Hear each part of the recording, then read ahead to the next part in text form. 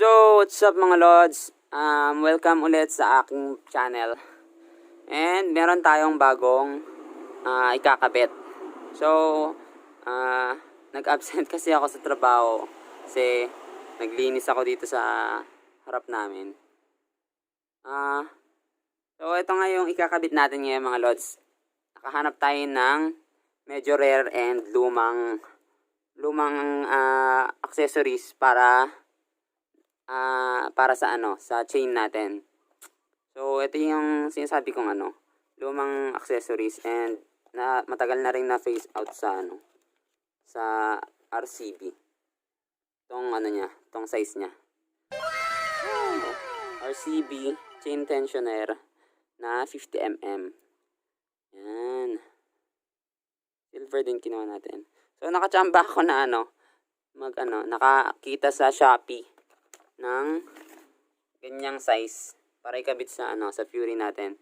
So 50mm ang kinuha ko kasi yun yung standard size nitong swing arm natin. Kasi ang binibenta na lang ng RCB or mga aftermarket na shop is na lang yung binibenta nila, 68mm na RCB chain tensioner. So yung 68mm para naman sa yun, sa luxury swing arm ng RCB. So ayan, nakachamba na lang tayong humanap ng 50mm. So, yun na mga lods. Kabit na natin.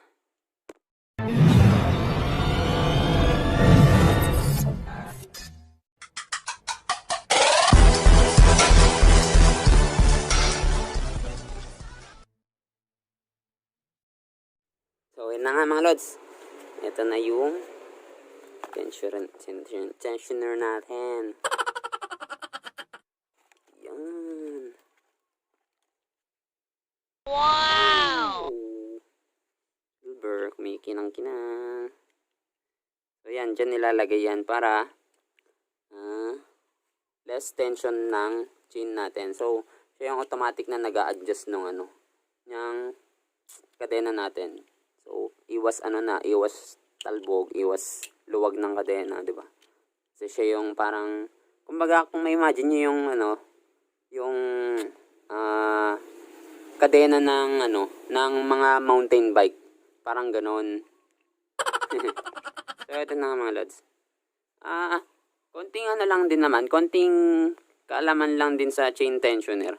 Kasi ang tawag doon, ang na-review ko lang dito sa chain tensioner is nakakabawas siya ng dito nga sa kadena. Nakakabawas siya ng ang tawag doon, para hindi lumuwag ng sobra yung kadena mo, ganoon.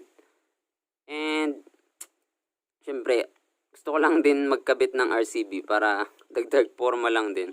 So yan, lumang version to ng RCB 50mm. So yung mga bago plain. So okay lang din naman kasi babagay dyan sa chain chain cover. So yan, kabit na natin mga lods. So syempre, para may kabit to mga lods, kailangan natin tanggalin yung tornilyo. Madali na lang naman siya ikabit kasi sasalpak mo lang naman. Yan. Salpak mo lang yung tornilyo. May mga tornilyo.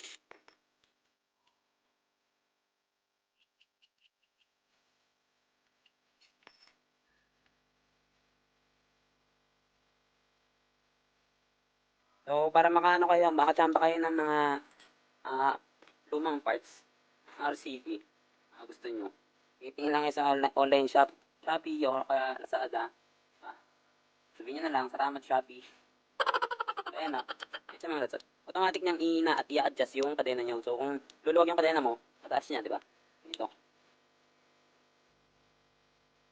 So, ilagay muna natin itong mga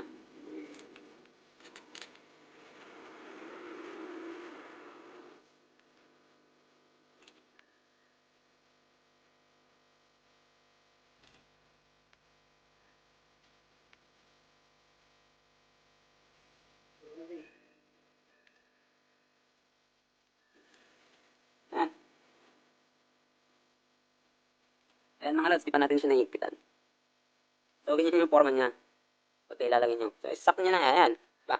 Tapos, dapat medyo maluwag din kung i-install nyo to, dapat medyo maluwag yung kadena nyo kasi pagka may sikip na, ano pang i-adjust nyo, diba? So, ayan, tignan nyo. Diba? Iwas talon ng kadena. So, i-make sure nyo na lang din na dapat nakasentro yung kadena nyo dito sa roller. Kasi yun yung purpose niya. Para sa ba? Yan. Mga lods, tignan na natin.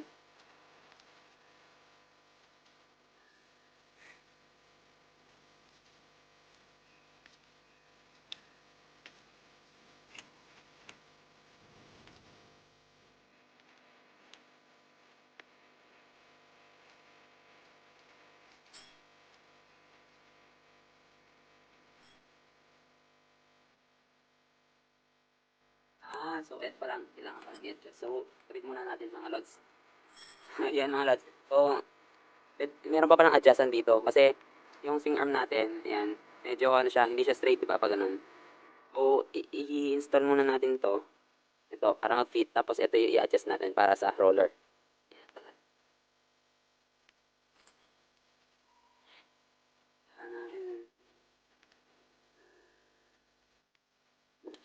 Ito mga lods ko.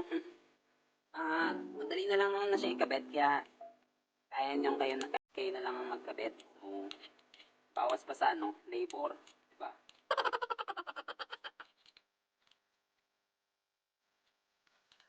Saka mga lods, meron din namang ibang mga brand ng ganito, ng chain tensioner.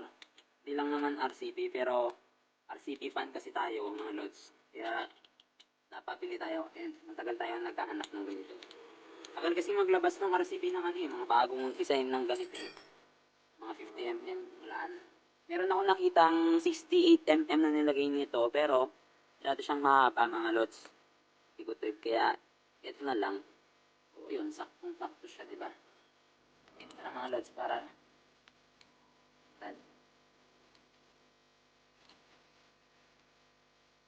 so yan. So after natin na-install, so ito naman i-adjust natin.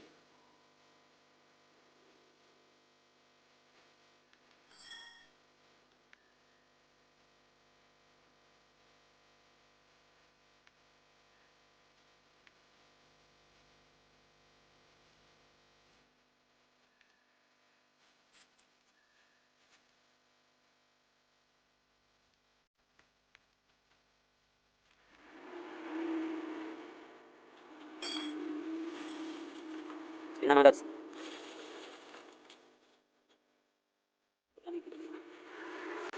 Yan mga lods. So hindi nyo siya masyado makita. Yan na ba't ang dilim? Yan. Yan na mga lods. Oh. So naka-align na siya dun sa roller. Kasi pagka hindi nyo siya in-align mga lods, wala ring silbi yung wala ring silbi yung intentioner nyo kasi madi-disalign lang din eh. So yan mga lods, diba naka-align na siya. So yan, ito na lang ulit natin. Ayan. Yan mga lods, ito na lang natin ulit.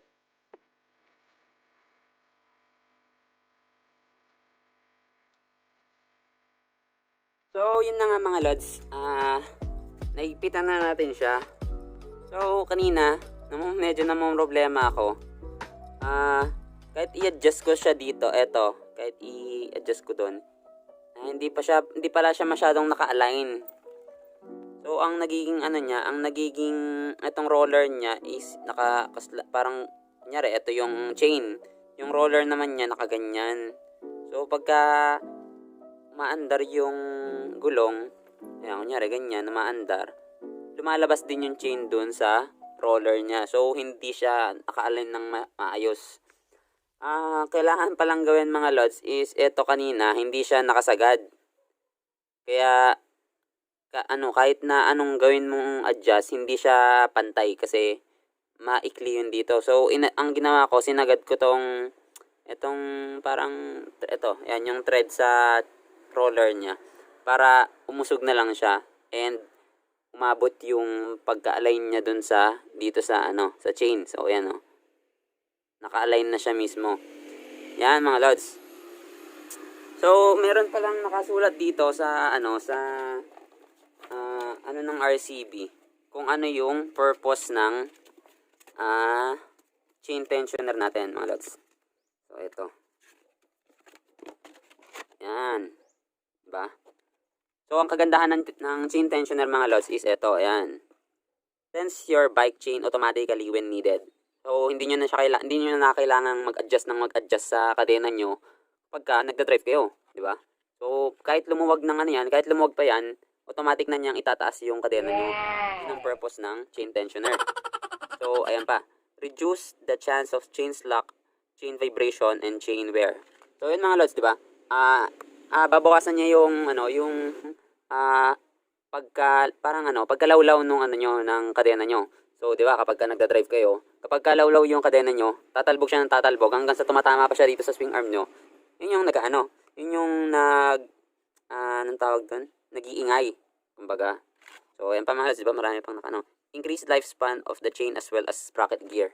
So, nadagdagan niya rin yung lifespan ng chain nyo kasi, anong tawag doon? Hindi nyo siya ina-adjust. Ina-adjust.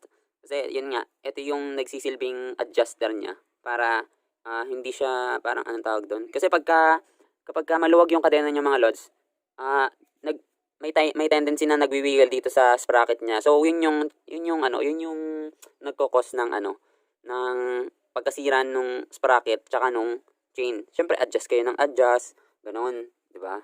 So, maganda rin na meron kayong chain tensioner kahit yung mumurahin lang din para tumagal din yung lifespan nung kadena nyo. And yan na nga sa reduce the resonant frequency of chain drive and drive noise. So, yun na nga mga lods, 'di ba? Nakakabawas ng ingay sa kadena kasi nga hindi na siya lawlaw. And lastly, made from high quality alloy for additional strength and durability. So yun na nga, syempre tatak RCB tayo mga lods eh. Nandun na yung quality tsaka yung detail niya mga lods. Yun. Napakadali lang naman mag-install niya mga lods.